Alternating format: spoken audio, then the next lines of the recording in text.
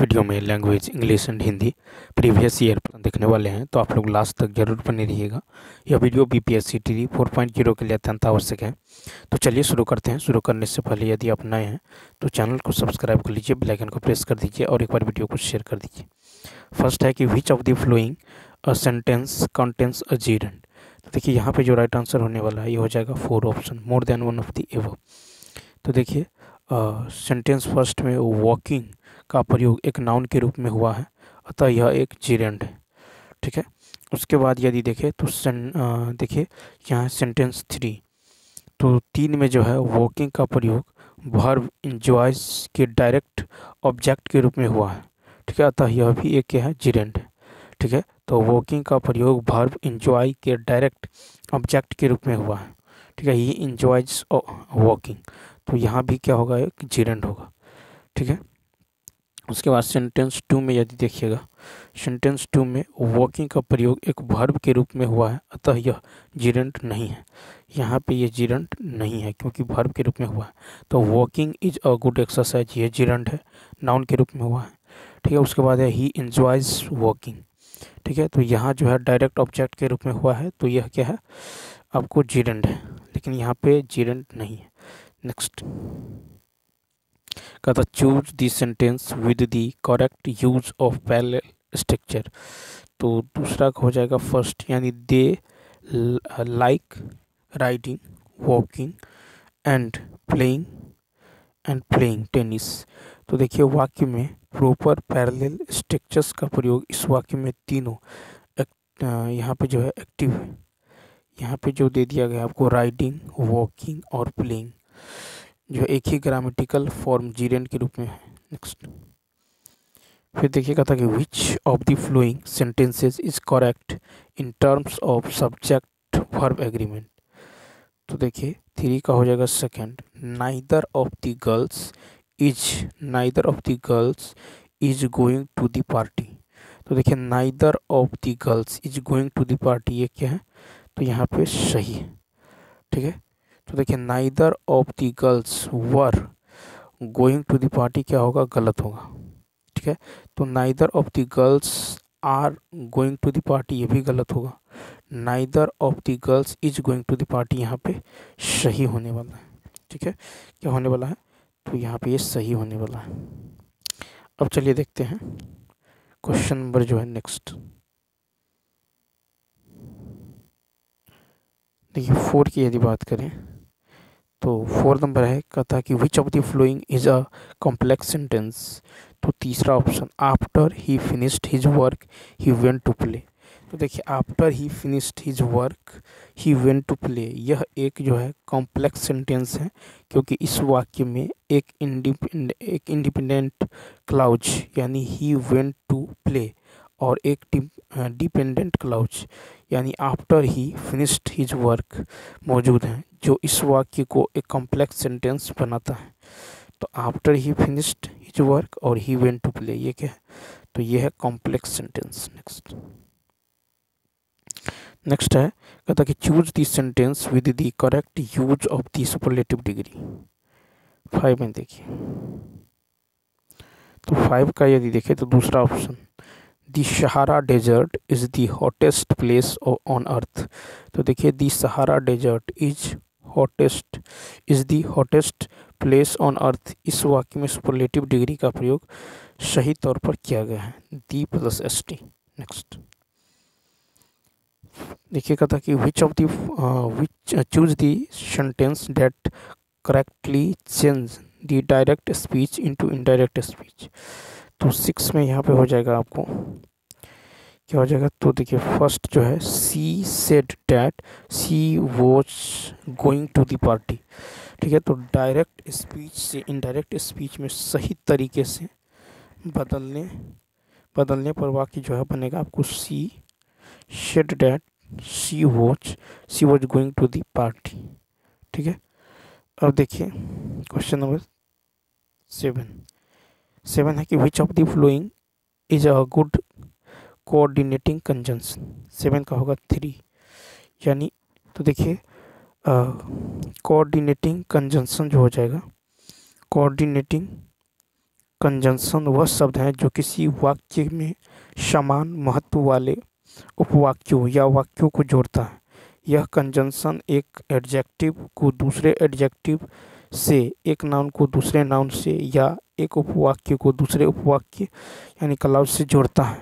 सबसे महत्वपूर्ण 3 जो है कोऑर्डिनेटिंग कंजंक्शंस होते हैं, जैसे एंड, और बट। ठीक है, तो एंड और बट को बोलते हैं coordinating conjunction. Next question number देखिए 8 है, कहता find out the correct passive pronoun that laptop belongs to dot dot. तो यहाँ पे देखिए, यहाँ पे होगा दूसरा ऑप्शन, क्या हो जाएगा, तो देयर्स हो जाएगा। That laptop belongs to theirs. तो देखिए देयर्स एक पोसेसिव प्रोनाउन है जिसका उपयोग किसी नाउन के जगह, ठीक है, उसका पोसेशन बताने के लिए किया जाता है। अतिरिक्त स्थान में क्या होगा, तो देयर्स हो जाएगा। ठीक है, तो that laptop belongs to theirs. फिर देखिए यहाँ पे कह रहा है कि गद्यांश दिया हुआ है, कहता मनुष्य के जीवन में सबसे अच्छा समय लड़कपन है। इस समय मनुष्य को किसी प्रकार की चिंता नहीं होती। माँ बाप उसको बड़े प्रेम से पालते हैं। जहाँ तक बस चलता है उसको वे आराम देते हैं। केवल इतनी ही नहीं, अपनी संतान के सुख के लिए माता पिता स्वयं बहुत कष्ट सहते हैं। दुख की बात कि कुछ लोग माता पिता के त्याग और सेवा को भूल जाते हैं, उन्हें दुख पहुंचाते हैं। ऐसे लोग समाज तथा देश का कल्याण नहीं कर सकते।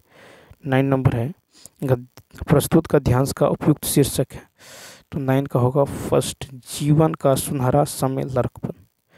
नेक्स्ट है, गद्यांश में रेखांकित ऐसे लोग का क्या अर्थ है, तो 10 का होगा दूसरा, यानी जो अपने माता पिता के त्याग और सेवा को भूलकर उन्हें दुख पहुंचाते हैं।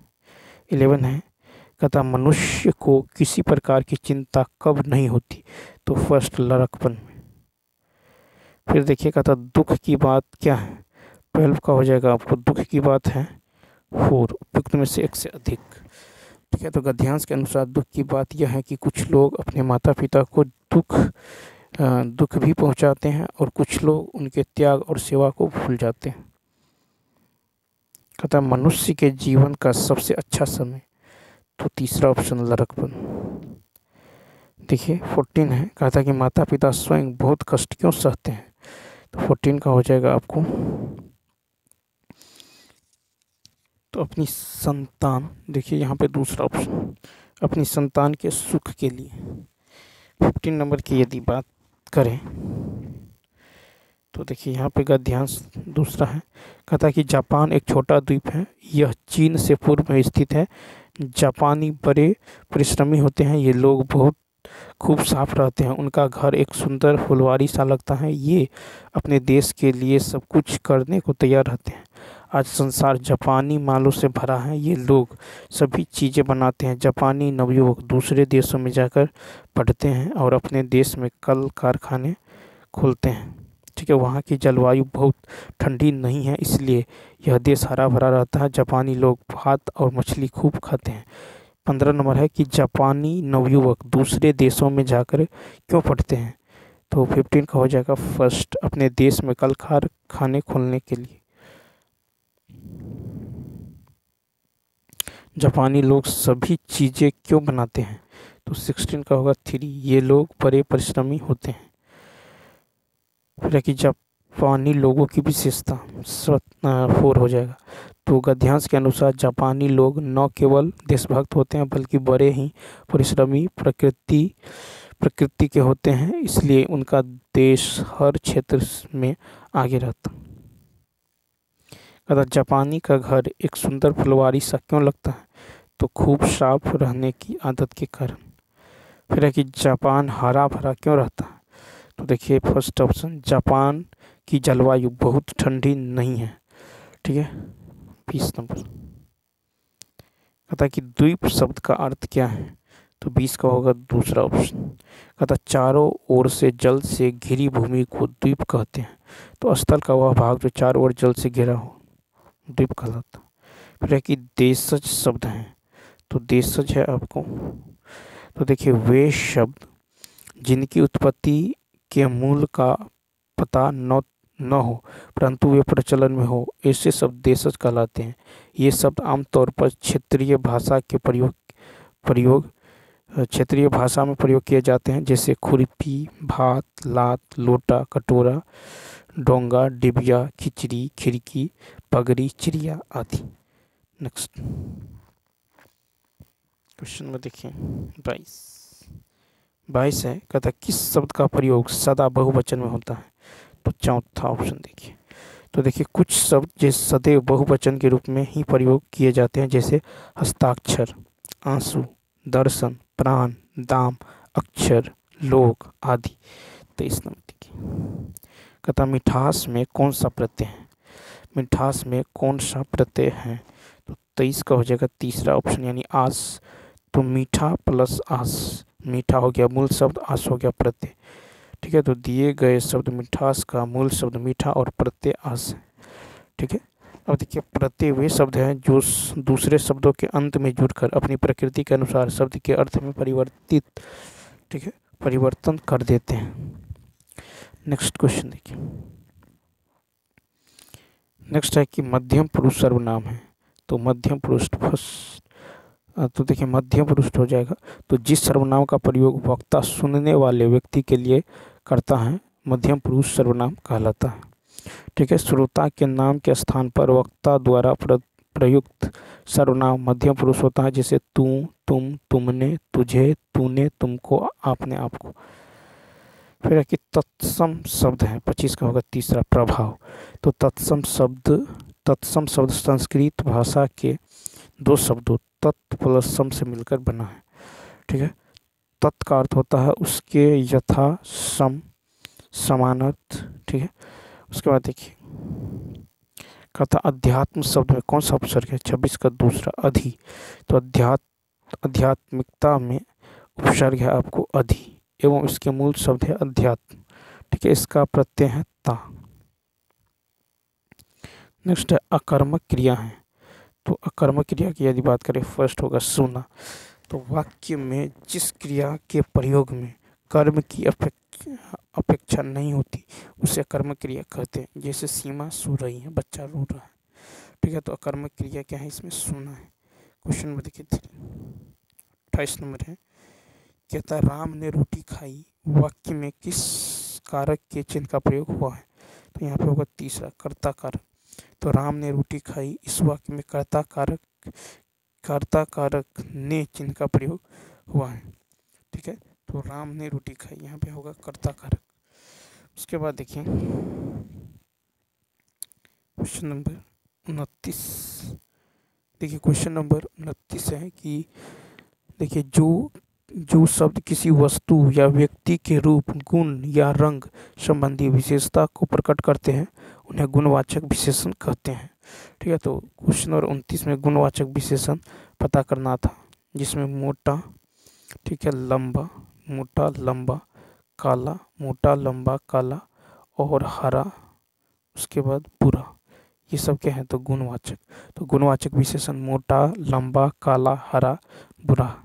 ठीक, और देखिए 30 नंबर में था आपको कहता है कि भाषा के वे शब्द अव्ययी या अविकारी कहलाते हैं जिनके रूप में लिंग, वचन, पुरुष, कारक, काल इत्यादि के कारण कोई विकार उत्पन्न नहीं होता।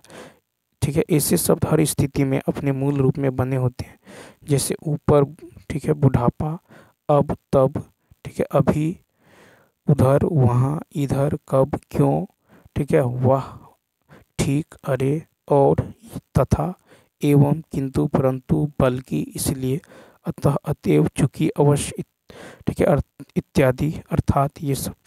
तो किसी भी भाषा के शब्द अव्ययी या अविकारी शब्द कहलाते हैं। तो इसमें अव्ययी या अविकारी शब्द आपको छांटना था। ठीक है, तो ये 29 और 30 क्वेश्चन यहाँ पे नहीं आ पाया है। तो चलिए दोस्तों, इस वीडियो में इतना ही, मिलते हैं नेक्स्ट वीडियो में, तब तक के लिए थैंक्स।